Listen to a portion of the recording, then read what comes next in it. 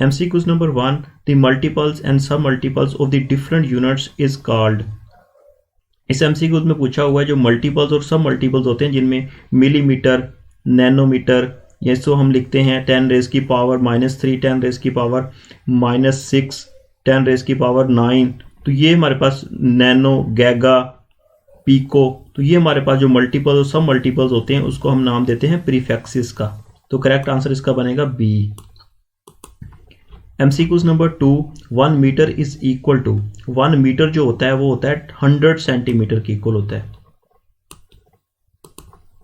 MCQs number 3, which of these is not drive unit, तो दर्जन में से कौन सा ड्राइव यूनिट नहीं है। Very important MCQs। तो इसका जो करेक्ट आंसर वो है kilogram. Kilogram is the base unit. Pascal, newton, watt, these are the drive units. So kilogram is the not drive unit.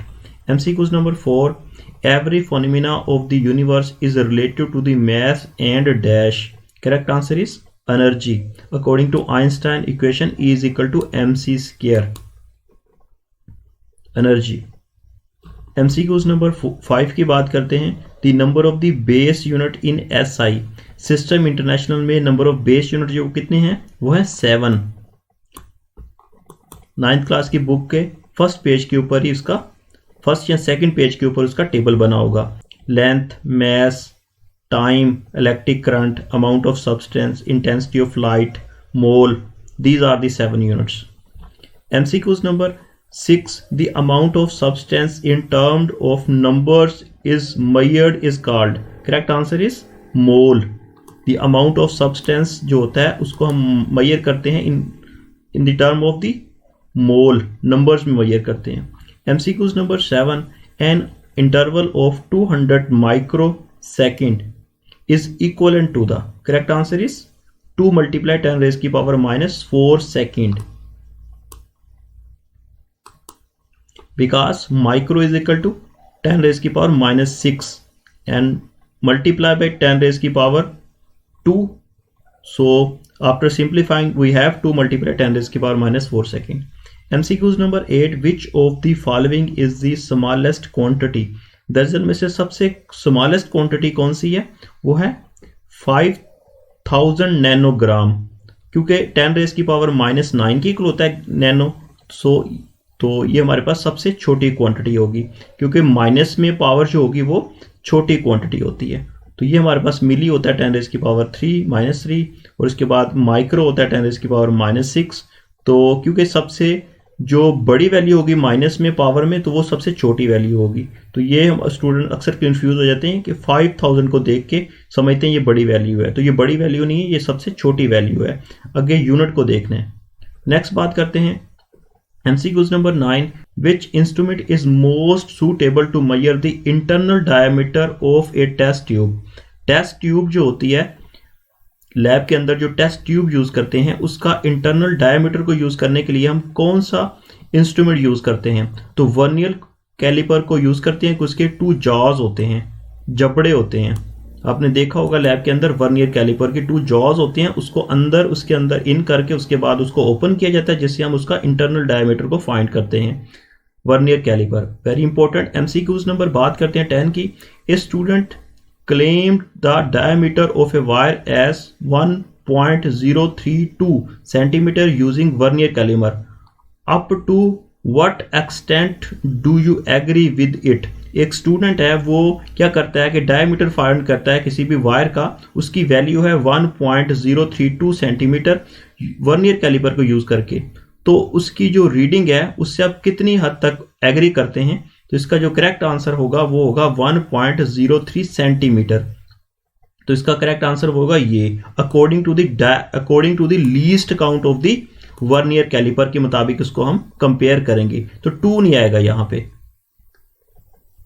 Next बात करते हैं, क्योंकि यहां पे सेंटीमीटर में, तो 1.03 सेंटीमीटर में आ जाएगा हमारे पास करेक्ट आंसर। MCQs नंबर 11, measuring cylinder is used to measure the, measuring cylinder जो होता है किस चीज लिए इसको इस्तेमाल करते हैं? वॉल्यूम मेजर करने के लिए।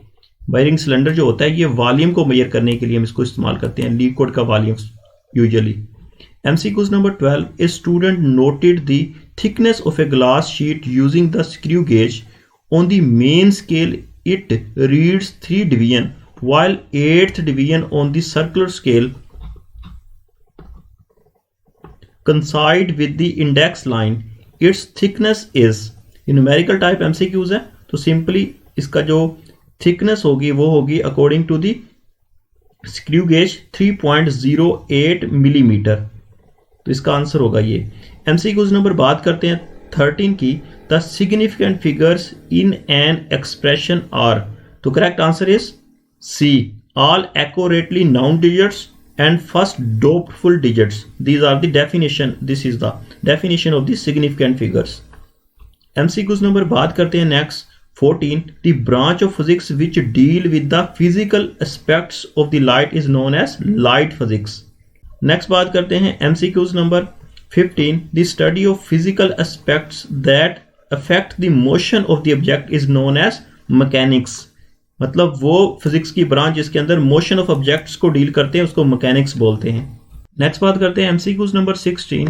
The study of the nucleus of the atom is, nucleus की स्टडी, किसी भी एटम का जो सेंट्रल पार्ट होता है उसको न्यूक्लियस बोलते हैं। न्यूक्लियस की जो स्टडी होती है उसको हम क्या नाम देते हैं, उस ब्रांच को न्यूक्लियर फिजिक्स का नाम देते हैं, उस ब्रांच ऑफ फिजिक्स को।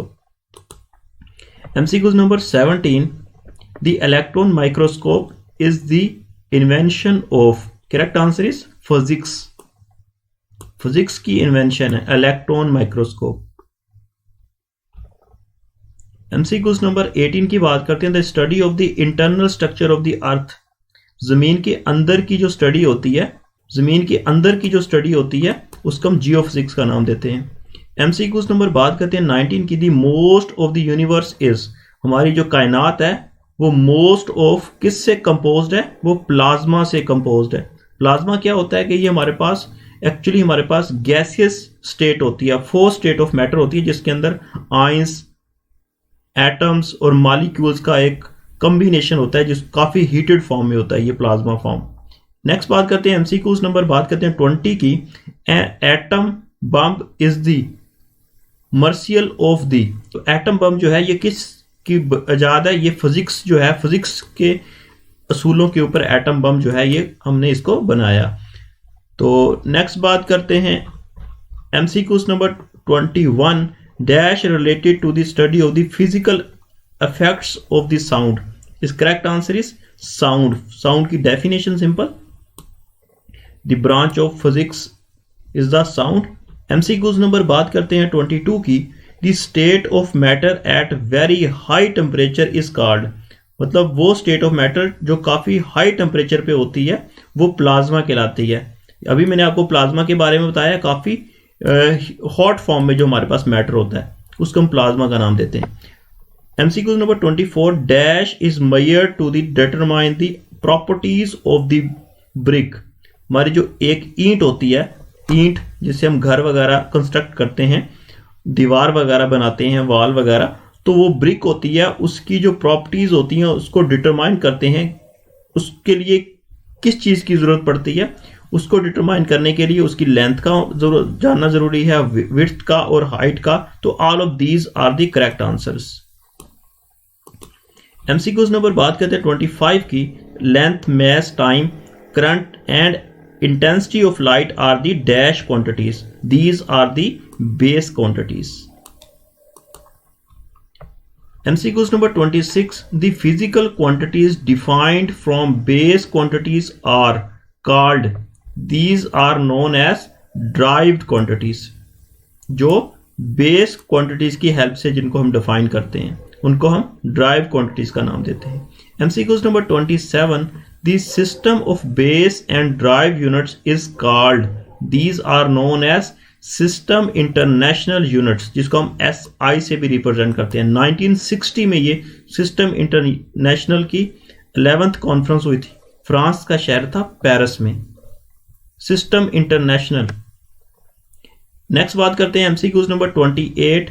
1 kilometre is equal to dash metre, 1 kilometre जो होता है वो 1000 मीटर के इक्वल होता है, 10⁻³ के इक्वल होता है, 1K के इक्वल होता है। नेक्स्ट बात करते हैं MCQs number 29. Vernier calliper can measure the accurately up to dash part of the millimetre, तो इसका जो करेक्ट आंसर है वो है 10th part of the millimetre. तो वर्नियर कैलिपर का जो लीस्ट काउंट है उसके मुताबिक उसका 10th part of the millimetre जो है उसको मेजर कर सकता है vernier calliper. MCQs number 30, vernier calliper has dash part. Vernier calliper के मेजर कितने पार्ट्स होते हैं? वर्नियर कैलिपर के जो मेजर पार्ट्स होते हैं वो 2 होते हैं, मेन स्केल और वर्नियर स्केल, 2 स्केल होते हैं उसके। MCQs number 31, the distance between the 2 lines on a vernier scale is known as. इस एमसीक्यूज में पूछा हुआ है 2 लाइंस के दरमियान जो डिस्टेंस होता है in case of vernier scale वो कितना होता है? 0.9 मिलीमीटर का डिस्टेंस होता है। एमसीक्यूज नंबर 32 की बात करते हैं। The difference between the smallest division of the main scale and the vernier scale is called, this difference is known as vernier constant, जिसको हम लीस्ट काउंट का भी नाम देते हैं। एमसीक्यूज नंबर 33, the radius of the earth is. Earth का radius कितना होता है? 6400 मीटर, या इसको हम नाम देते हैं 6.4 10⁶ metre. MCQs number 34, the micrometer screw gauge can measure accurately up to। Micrometer ये लेटेस्ट फॉर्म है वर्नियर कैलिपर स्क्रू गेज की, तो इसका लीस्ट काउंट जो होता है वो काफ़ी कम होता है, जिसकी होती है 1/100 मिलीमीटर तक इसको मेजर कर सकता है। तो 1/100 millimetre is the right answer. Next बात करते हैं MCQs number 35, dash part of A second can be measured using stop। Correct answer is 10th part of the second can be measured using the stopwatch। MCQs number 36, number of significant figures in 14.5 centimeter is। तो इसमें number of significant figure जो है वो total कितनी है? 3 हैं, 1, 2 and 3 significant figures। Rule से related video बना चुका हूँ जिसका लिंक आपको इसी वीडियो की डिस्क्रिप्शन में मिल जाएगा। तो इसके रूल्स को समझें, उसके बाद आपको इजीली सिग्निफिकेंट फिगर्स को आप कैलकुलेट कर लेंगे।